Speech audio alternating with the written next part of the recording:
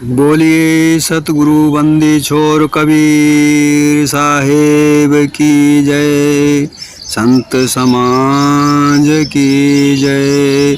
भक्त जनों की जय। साहेब बंदगी, साहेब बंदगी, साहेब बंदगी।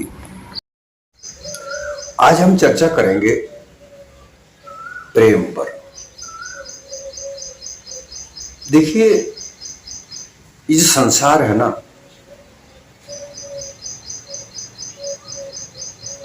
ये हमारा प्रतिबिंब है। हम जैसा घट में सोचते हैं वैसा ही ये संसार बनता है। जैसा कि हम पिछले एपिसोड में चर्चा कर चुके हैं, संसार की अवधारणाएं, धारणाएं, मान्यताएं, व्यवस्थाएं जो बनाई हमने ही है, किसी और ने कहीं से नहीं बनाई।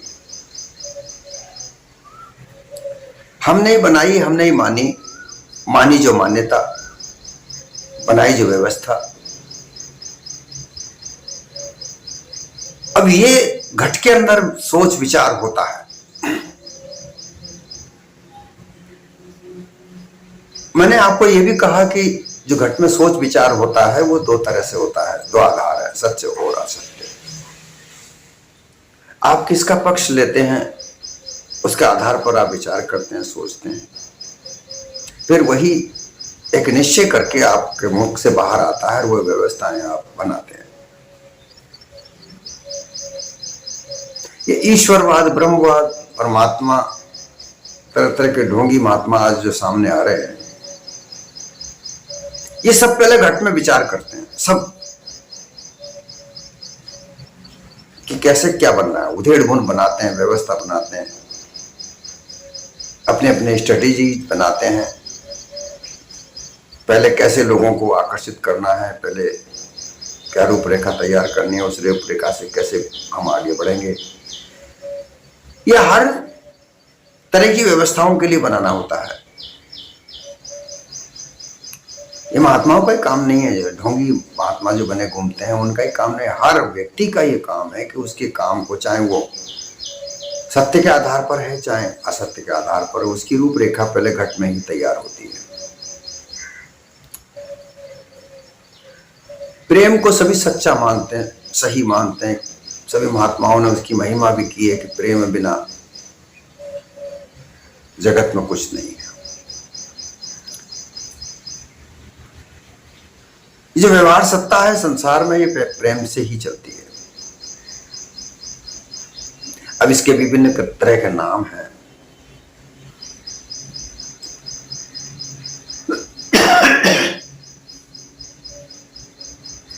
इश्क कह दो, प्रेम कह दो, प्यार कह दो, कई तरह के नाम है। इन नामों के आधार पर हम इसका व्यवहार करते हैं।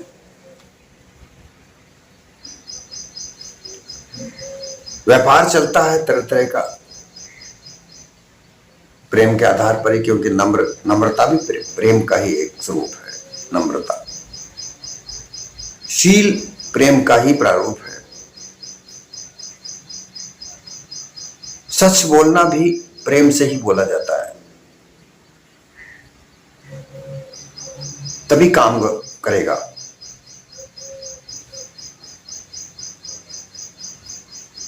क्योंकि काम, क्रोध, लोभ, मोह, छल, कपट, ये तो असत्य के मार्ग हैं, सहायक है असत्य में।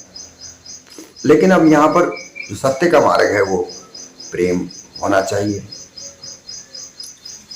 उसमें मृदुता होनी चाहिए, अर्थात मीठा शब्द बोले, कोमल शब्द बोले, शब्द का दोष नहीं लगना चाहिए। जैसे कठोर शब्दों का प्रयोग नहीं करें, हमेशा नम्र भाषाओं का प्रयोग करें। जैसे कठोर शब्द आप निकालोगे, क्रोध का उसमें प्रवेश हो जाएगा।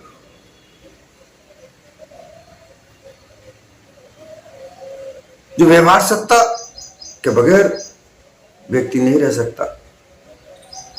इसलिए प्रेम बड़ा महत्वपूर्ण है।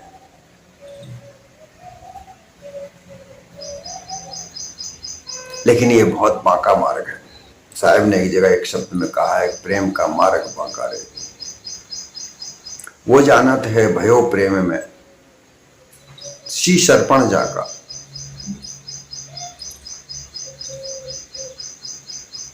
अर्थात शीश अर्पण करने का तात्पर्य यह होता है कि वो अहंकार की वृत्तियों को नाश कर दे, तब प्रेम सामने आता है।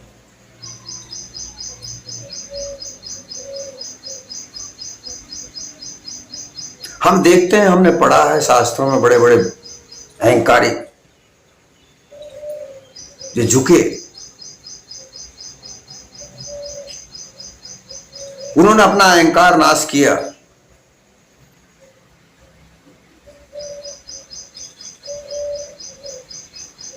और वो नम्र हुए और सत्य यथार्थ का उन्होंने भेद जाना। सत्य यथार्थ का भेद जाना बिना अहंकार के जाना नहीं जा सकता।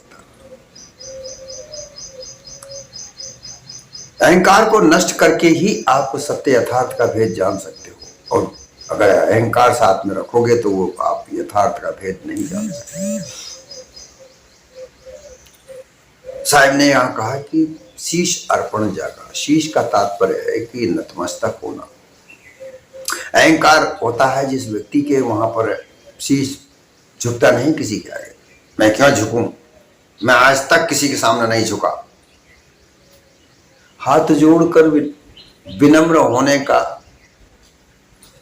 एक दिखावा भी अहंकार युक्त है।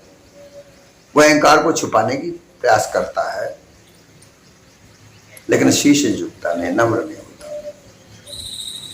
तो कहीं ना कहीं वो अपना मतलब निकालने के लिए हाथ जोड़कर सामने खड़ा होता है किसी के। उसका भाव बदलता नहीं है। चेहरे की भाव भंगिमा बदल जाती है थोड़ी सी देर के लिए, लेकिन वह उसका भाव नहीं, हृदय से भाव नहीं बदलता। अर्थात हृदय परिवर्तन नहीं होता। अहंकार ही परिवर्तित होकर प्रेम बनता है।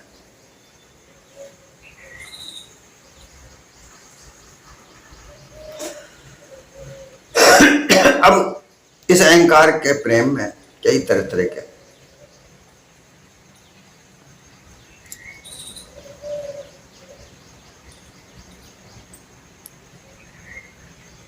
नमन होना, नम्र होना, नम जाना, ये प्रेम के ही प्रारूप है, दिखते हैं ऐसे।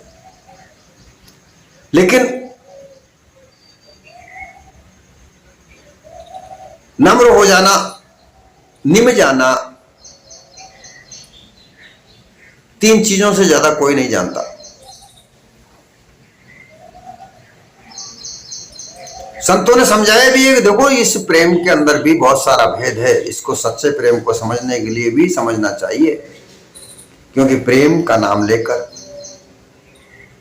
बहुत घोटाले होते हैं।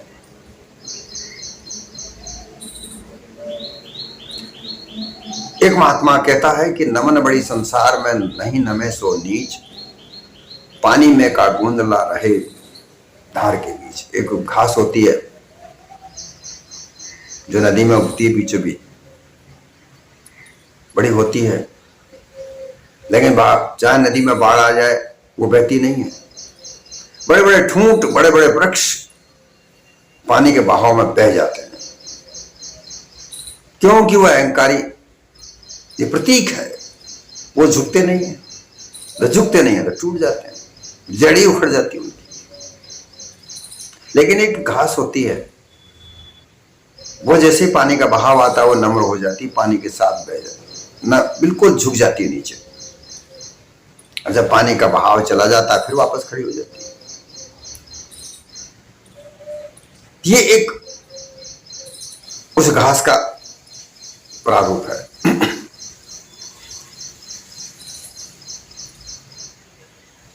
अर्थात जब व्यक्ति के ऊपर किसी प्रकार का दबाव पड़े तो नम्र हो जाए, दबाव खत्म हो जाए, फिर वहां का वहीं खड़ा हो जाए, अहंकार खत्म नहीं है। किसी दबाव में आकर नम्र हो जाना। तो अगर नहीं नमता है तो नीचता है, फिर लोग उसे विश्वास खो देते हैं और उस व्यवहार सत्ता से वो बाहर हो जाता है, फिर उसके ऊपर कोई विश्वास नहीं करता। प्रेम से विश्वास जागता है। व्यापार उधार पर चलता है, सामान पहले पहुंच जाता है, पैसा बाद में आता है। एक विश्वास होता है। एक आध बार विश्वासघात हुआ, विश्वास खत्म हुआ, फिर वो उधार का मामला नहीं चलता।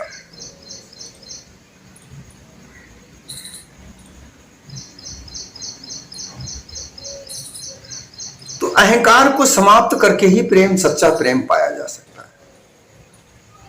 निस्वार्थ भावना से किया गया प्रेम सच्चा होता है।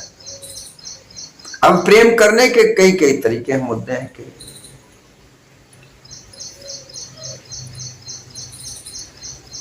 छल कपट पाखंड से किए जाने वाले प्रेम, लोभ लालच से किए जाने वाला प्रेम, धोखाधड़ी के लिए किया जाने वाला प्रेम। हम आज कई तरह के धोखे देख रहे हैं जो प्रेम के आधार पर होते हैं। एक व्यक्ति कहीं खड़ा होता है, उसे कहीं जाना होता है, वो कोई साधन का इंतजार किए होता है। धोखाधड़ी करने वाले लोग, लूट खसोट करने वाले लोग, वो इस व्यक्ति को देखते हैं, वो सोचते हैं कि इसको अपने साथ ले चलो, इसको जंगल में लूटेंगे। या कोई लड़की खड़ी है तो उसके पास बड़े नम्रता से कहेंगे, कहाँ जाओगे? अरे भाई मैं साधन के लिए खड़ा हूं। तो चलिए ना, हम छोड़ देते हैं। वो अनजान व्यक्ति उसको चक्कर में लेकर के, अरे हम उधर ही जा रहे हैं, हम छोड़ देंगे आपको, चलो कोई बात नहीं। वो उनके झांसे में आ जाता है, फिर जंगल में वो सुनसान जगह में ले जाकर उसके पास जो भी धन होता है वो छीन लेते हैं, मारते हैं, पीटते हैं, हत्या तक कर देते हैं। इसी तरह से कोई लड़की अगर मिल जाती है तो उसको भी इसी तरीके से जाल में फंसाते हैं, प्रेम का दिखावा दिखाकर बड़े नम्रता से कहते हैं, चलो बहन जी हम छोड़ देंगे आपको, हम उधर ही जा रहे हैं, आप चिंता मत करिए। और फिर उसके साथ में रास्ते में धोखाधड़ी होती है, व्यभिचार होता है। प्रेम के आधार पर देखिए कैसे कैसे कांड होते हैं। उधार पैसे लिए जाते हैं, बड़ी बड़ी समस्या दिखाकर बाद में 1 रुपया वापस नहीं लौटाया जाता। ऐसे कई कांड, ये सब प्रेम। प्यार, एक गजल मैंने देखी, सुनी। प्यार का जज्बा भी क्या रंग दिखा देता है, अजनबी चेहरे को महबूब बना देता है। ये सब जो प्रेम है, प्यार है, इसका इस संसार में कितना व्यवहार है। अगर इसे नहीं जाना जाए तो लोग प्रेम के उस मीठेपने में धोखा खा रहे हैं। एक भिखारी आता है, दरवाजे पर भीख मांगता है, दया करके उसे कुछ भीख दी जाती है, वो कुछ लुभावनी बातें करता है, वो कुछ ऐसी बात करता है, गृहिणी उसके बातों में आकर के फंस जाती है, उसको द्वार खोलकर अंदर प्रवेश करा देती है। प्रवेश कराते ही वो अपना रंग दिखाता है। उसके पास कुछ पाउडर ऐसे होते हैं, उस पाउडर से या कुछ खिलाने की चीज से बेहोश कर देते हैं, घर में से सारा धन लूट कर ले जाते हैं।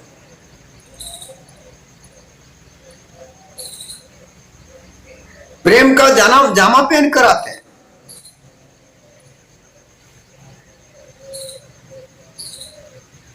तो दूसरी साकी महात्माओं ने कहा चेताने के लिए कि प्रेम नमन नमन में आतरा, नमन नमन में का, तीन चीज ज्यादा नम है, चीतो चोर कमाण।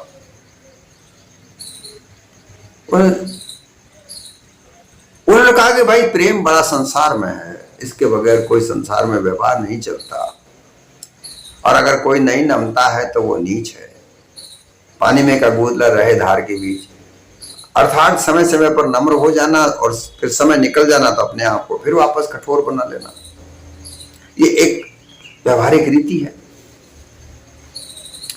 कि भाई अगर मान लीजिए आपके पास कोई आकर के गाली गलौज करता है अनायास जबरदस्ती, तो आप पहले उसको समझाओ, भाई मुझे गाली क्यों दे रहा है भाई, नम्रता से उसको समझाओ। नहीं समझे तो फिर उसका यह तरीका नहीं है कि प्रेम में वो तुम्हारे साथ मारपीट कर ले, फिर तुम्हें उसको जवाब भी देना पड़ता है। ये उस पानी में के गूंजले की कहानी है कि जब किसी प्रकार का दबाव आ जाए तो नम्र हो जाओ, अन्यथा अपने आप में अहंकार मत रखो। पर अहंकार हमेशा कहीं भी हो नुकसानदायक, क्योंकि जहां अहंकार है वहां अविद्या है, अज्ञान है, कठोरता है, लोभ है, लालच है। लेकिन अब उस प्रेम को समझने के लिए शायद दूसरे लोगों ने कहा कि नहीं नमे, कि उनमें भी प्रेम में बड़े उनको समझना चाहिए। एक चोर व्यक्ति होता है, जैसा कि मैंने कहा, कि वो द्वार पर आकर भीख मांगता है, बड़े प्रेम से गिड़गिड़ाता है,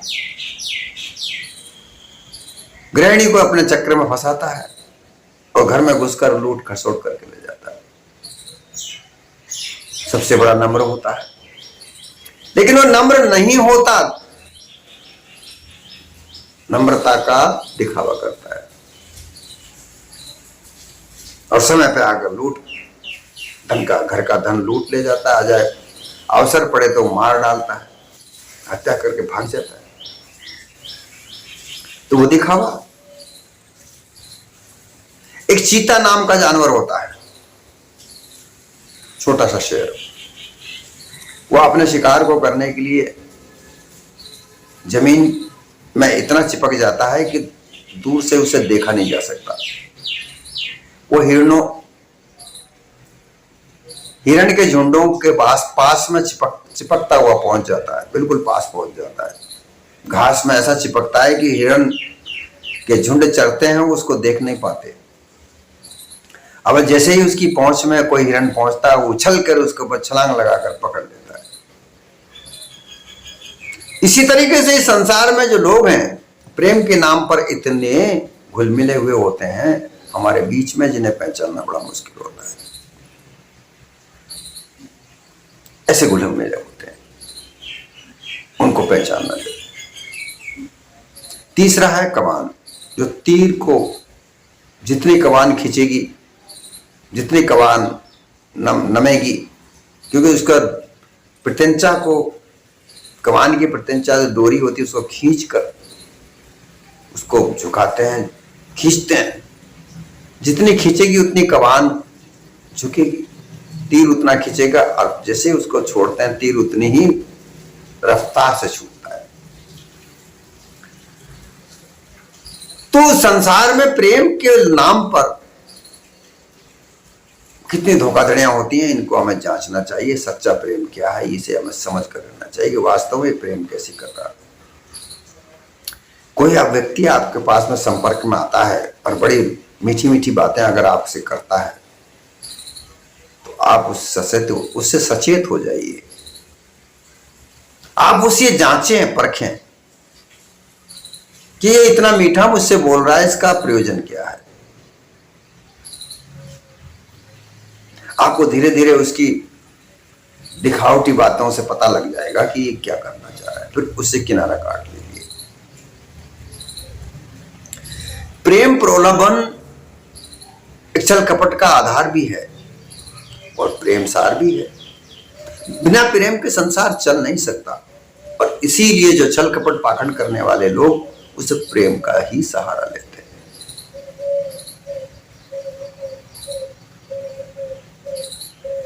हम आए दिन देखते हैं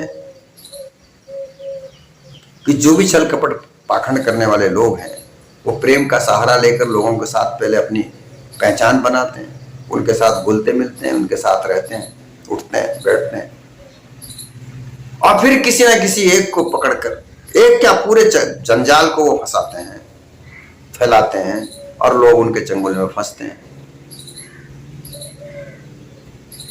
जैसे धर्म के नाम पर ले लो, आजकल धर्म के नाम पर कितने प्रेम पूर्वक दिखावे किए जाते हैं। बड़े मीठे मीठे भाषण होते हैं, वहां प्रवचन होते हैं महात्माओं के, इतनी अच्छी अच्छी तरीके से बातें करते हैं।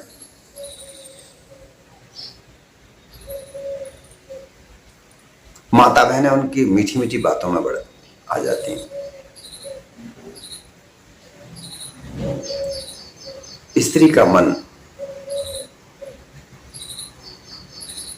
अत्यंत कोमल भी होता है और अत्यंत कठोर भी। अगर स्त्री अत्यंत कोमल है तो स्त्री से ज्यादा कठोर भी कोई नजर नहीं आती। स्त्री का ही तात्पर्य नहीं, व्यक्ति में भी है, मानव में भी है, पुरुष में भी है। अत्यंत कठोर, अत्यंत निर्मल, कोमल हृदय, ये बहुत घातक होते हैं। अपने हृदय को अधिक से अधिक कोमल रखना ये भी घातक है, अपने हृदय को अधिक से अधिक कठोर रखना ये भी घातक है। ये हमेशा हमें जानना चाहिए। जिस तरह से घड़ी की सुई 12 पर से चलती है, 1-2 बजाकर वापस 12 पे आती है, फिर 12 से वापस 1 पे जाती है, उसी तरीके से एक नॉर्मल पॉइंट होता है हर जगह का। पेट्रोल डलाते हैं तो हम 0 देखते हैं, वो दिखाता है, वो नॉर्मल पॉइंट है, वहीं से गिनती शुरू होती है। हर चीज एक नॉर्मल पॉइंट से आरंभ होती है, उसी नॉर्मल पॉइंट पर हमारे हृदय को हमें रखना चाहिए। नम्रता की आवश्यकता पड़े हुए अवश्य नम्रता रहना चाहिए, नम्र रहना चाहिए। अनावश्यक रूप से किसी पर कठोरता को नहीं लादना चाहिए, कठोरता पूर्वक अपने व्यवहार को नहीं बनाना चाहिए अनावश्यक रूप से। बाकी आवश्यकता पड़ने पर थोड़ा सा कठोर होना पड़ेगा। वो गूंजने वाली बात, पानी का बहाव ज्यादा आया तो वो नम्र हो गया, झुक गया, पानी वापस चला गया, खड़ा हो गया। अपना अस्तित्व आपको बताना पड़ेगा, मैं क्या हूं, लेकिन अहंकार पूर्वक नहीं। आपके गुणों के आधार पर, मानव सद्गुणों के आधार पर आपके अस्तित्व आपको बताना पड़ेगा। लेकिन इसमें एक नॉर्मल पॉइंट होता है जहां से हर चीज आरंभ होती है और उसी पॉइंट पर आकर रुकती है, वो आपको जागृति में रखनी है।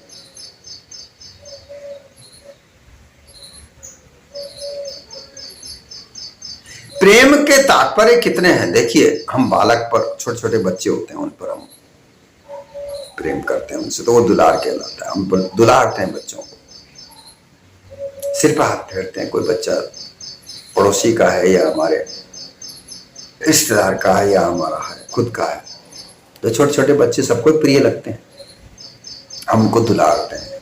वो प्रेम का ही रूप है।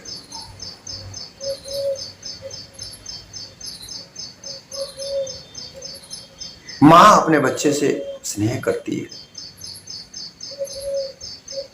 अगर जरा सा रोने लग जाए तो मां सब काम छोड़कर उसको उठाती है, उसको दुलारती है।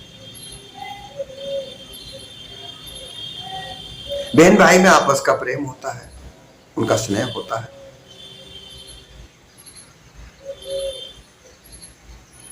पति पत्नी का प्रेम एक गृहस्थी के सुख का होता है। इसका तात्पर्य यही नहीं कि भाई वो केवल सेक्स के लिए ही है। वो दोनों पति पत्नी का एक अपना जीवन बनता है, उससे गृहस्थी बनती है। उस गृहस्थी को चलाने के लिए दोनों ही प्रेम पूर्वक विचार करते हैं कि इस जीवन को कैसे चलाया जाए।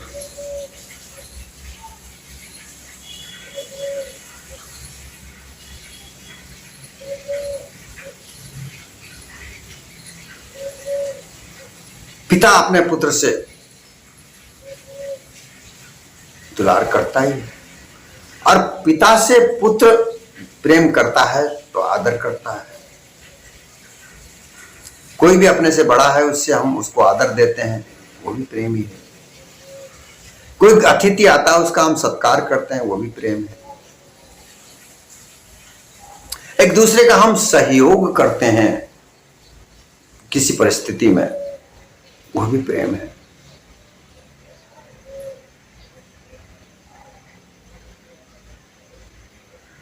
इतने सारे प्रेम के प्रारूप हैं, ये सब प्रेम है।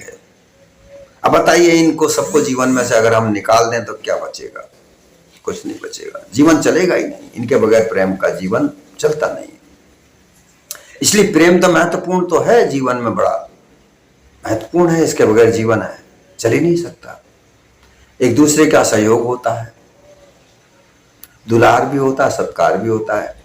अगर कोई आपके द्वार पर कोई अतिथि आता है तो हम सत्कार नहीं करेंगे तो अतिथि सत्कार नहीं होगा। अतिथि सत्कार नहीं होगा तो हमारे परिवार की बात खराब होगी कि वहां कोई भी जाता है वो सत्कार नहीं करते। आओ बैठो पियो पानी, तीन बात मोल नहीं आनी, ये पुरानी कहावत है कि भाई आओ साहब बैठो। कोई द्वार पे आता है तो हम उसे बैठने के लिए जरूर कहते हैं, आओ बैठो बैठो आओ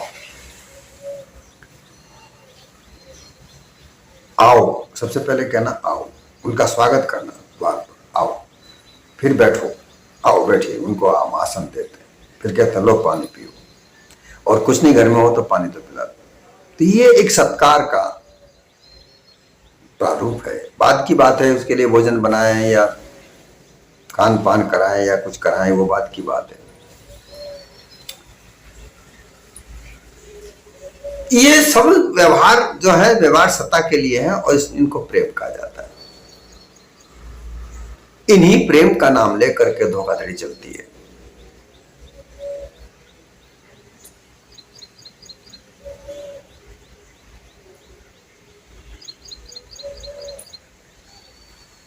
बड़े बड़े बच्चे जब यौवन के संसार में अपना कदम रखते हैं तब वहां प्रेम सबसे बड़े पहले आता है। एक दूसरे को पसंद करना, ये प्रेम की भावना में उमंग पैदा होना होता है। अब किसी लड़की को कोई लड़का अपने जाल में फंसाने के लिए प्रेम का इतना दिखावा करेगा, वो लड़की उसके चक्कर में फंस जाएगी। या लड़की किसी लड़के से प्रेम करने के लिए अपने प्रेम का इस तरह से प्रदर्शन करेगी कि वो लड़का उसके जाल में फंसेगा। अब इनमें सच्चा प्रेम क्या है, ये हमें जांच के रखना चाहिए। बच्चों को समझना चाहिए कि सच्चा प्रेम क्या है। क्या ये लड़का मुझसे सच्चा प्रेम करता है? क्या ये लड़की वास्तव में मुझसे सच्चा प्रेम करती है? जब वो घुल मिल जाते हैं, एक दूसरे से डेटिंग करने लगते हैं, तो छल कपट वाला प्रेम होता है। वो एक अवसर का मौका देखता है और उस अवसर को प्राप्त, वो जैसा ही अवसर मिलता है वह व्यभिचार वहां पर होता है। सच्चा प्रेम व्यभिचार रहित है।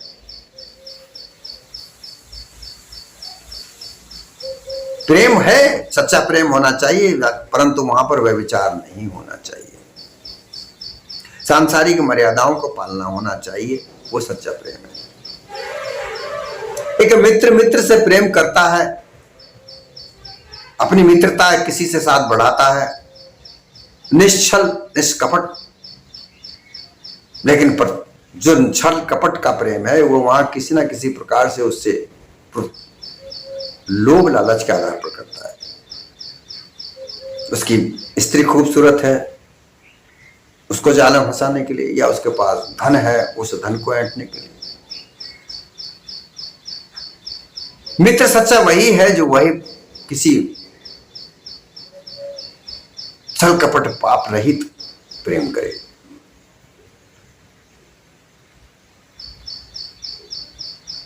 पिता का भी अपने पुत्र के साथ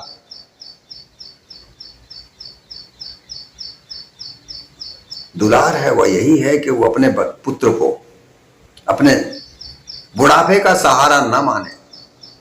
देखिए, एक बात यहां पर समझनी है कि वो ये एक परंपरा तो है ही कि बुढ़ापा जब आता है तो उसके पुत्र ही उसकी सहायता करते हैं, उसकी सेवा करते हैं, लेकिन ये ऐसी आशा कभी नहीं रखे।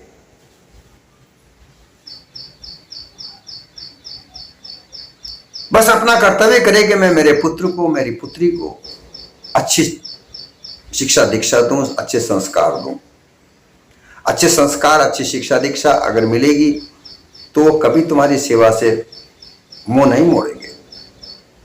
लेकिन अगर तुम अपने घट में ही ये बात सोचकर चलोगे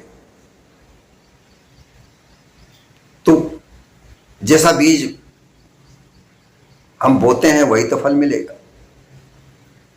ये प्रेम का मार्ग है। इन चीजों को हमें बिल्कुल समझना होगा कि प्रेम के नाम पर किस तरीके से छल कपट पाखंड किए जाते हैं। आप जागृत रहिए। इसका तरीका क्या है कि आप जागृत में जागृत होकर रहिए, प्रेम को समझें, जानें कि कोई तुमसे प्रेम करता है तो क्यों कर रहा है। लेकिन उसमें शंका भी ना करना चाहिए, शंका करे भी और ना भी करे, बस जांचो। शंका में तो क्या है कि आप उसको दुत्कार दोगे, फटकार दोगे, हटा दोगे तो वो तुम्हारी दुर्मति सामने जाएगी। लेकिन तुम उसको जागृत होकर के जांचो कि वास्तव में प्रेम कर रहा है तो किस हिसाब से कर रहा है, क्या है इसका। आप जांचक बनो। यही तो पारक सिद्धांत है सतगुरु कबीर का। हर जगह पर अपने जीवन को जांचक बनाकर रहो। आप जैसा समझते हो कि ये प्रेम मुझसे कर रहा है, उसका दायरा कितना है, वो स्वयं पर बता देगा अगर तुम जांचक हो तो। उसकी बातों से, उसकी रहन सहन से, उसके व्यवहार से तुम्हें तुरंत पता लगेगा कि ये क्या चाहता है। बस उसके वहां तक ही अपने ये छल कपट धोखे बहुत जरूरी है, इनको जांचना।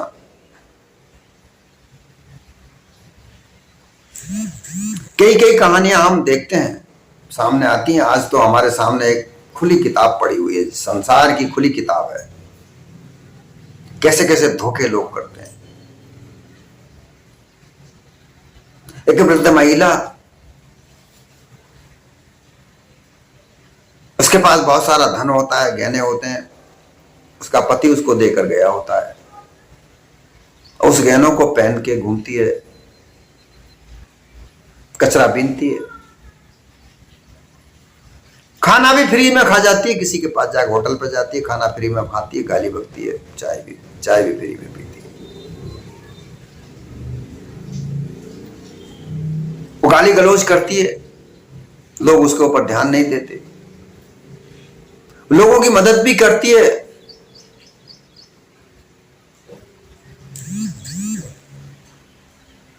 लेकिन फिर वही छल कपट पाखंड वाले लोग, जिनका मकसद छल कपट पाखंड रचना ही होता है, एक व्यक्ति ऐसा ही उसके साथ घुल मिलता है, प्रेम करता है, और प्रेम करके उसके साथ उसके कमरे पर रहता है, क्योंकि उसका एक 10 बाई 10 का एक कमरा होता है जिसमें वो कचरा इकट्ठा करती है, वहीं सोती है। बदबूदार कमरा होता है, लेकिन वो उस बदबू को भी सहन करता है, उसके साथ रहता है, खाता है, पीता है, बैठता है, उठता है। वो बहुत दिनों तक उसके साथ प्रेम करता है। प्रेम का तात्पर्य ये होता है कि होती तो उसकी मां के बराबर है, लेकिन उसके साथ लगाव रखता है। वो भी उससे अच्छी अच्छी बातें करती रहती है, उसके साथ रहती है, वो भी कचरा बीनने का काम करता है। एक दिन पता लगता है कि उस औरत को मार दिया गया, जला दिया गया, उसके सारे गहने गायब। धीरे धीरे जब पता लगता है तो वही व्यक्ति निकलता है जो उसके साथ में घुल मिल कर रहता था। तो मकसद क्या है किस व्यक्ति का, इस तरह से उसको जांचो। सच्चा प्रेम जानने के लिए जांच परख अवश्य है। आजकल के बच्चे, कोई थोड़ा सा मीठा बोला और उसके जाल में फंस जाते हैं। आप जांचिए, परखिए। सभी के लिए मेरी बातें सबके लिए है। मैं धार्मिक प्रवृत्ति के आधार पर ही मैं बात नहीं कह रहा। धर्म को भी जानना चाहिए, परखना चाहिए। धर्म में भी बहुत प्रेम का, धर्म के नाम पर प्रेम का बहुत दिखावा है और उसमें व्यभिचार होते हैं। कई धर्म के नाम पर ऐसे ही आयोजन होते हैं जिनमें हम सबको पता है क्या क्या होता है। इनसे बचना चाहिए। कुछ धर्म तो इसीलिए बनाए गए हैं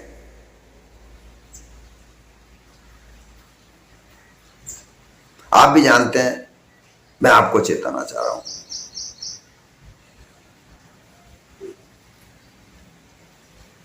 क्योंकि माता बहनें, बच्चियां हमारी इन चक्रव्यूह में ज्यादा फंसती हैं और पुरुष उस चक्र में फंसाने का कार्य करते हैं। हमें जांचना चाहिए और जांच परख कर उस धर्म की व्यवस्थाओं को समझना चाहिए। प्रेम का ही मार्ग है, लेकिन इसमें इतने धोखे हैं कि पूछो मत।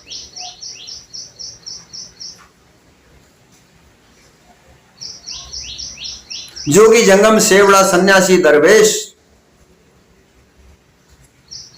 बिना प्रेम पावे नहीं सतगुरु ऊंचा देश।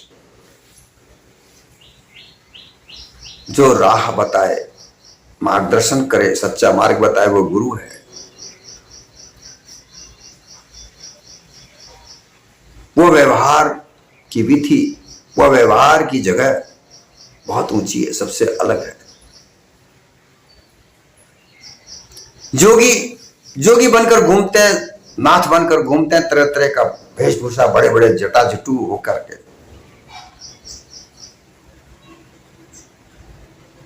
जगह जगह लोगों को गांजा, भांग, धतूरा पिलाते हैं, शराब पिलाते हैं, प्रेम की बात बताते, प्रेम बिना कुछ नहीं।